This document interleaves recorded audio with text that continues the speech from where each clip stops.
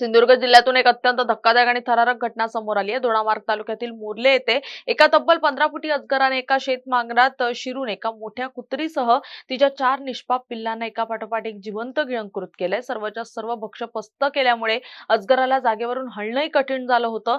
सकाळी जेव्हा शेतकरी मांगरात गेला तेव्हा हा भला मोठा अजगर पाहून त्याची चांगलीच गाळण उडाली। या घटनेमुळे संपूर्ण परिसरात सध्या प्रचंड खळबळ उडाली असून वन विभागाने स्थानिक ग्रामस्थांच्या मदतीने या अजगराला सुखरूप बाहेर काढले। पाहूयात या थराराचा सविस्तर वृत्तांत।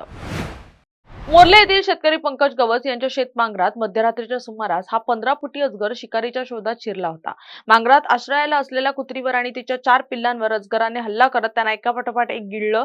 एवढ्या मोठ्या प्रमाणावर शिकार केल्यामुळे सुस्त झालेला हा अजगर त्याच ठिकाणी निश्चित पडून राहिला। सकाळी पंकज गवस मांगरात गेले असता त्यांना हा भयानक प्रकार दिसला आणि त्यांनी घाबरून तातडीने ग्रामस्थांना गोळा केलं।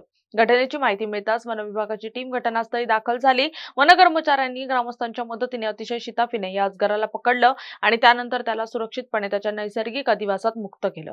या घटनेमुळे संपूर्ण तालुक्यात सध्या याच अजगराची चर्चा सुरू आहे।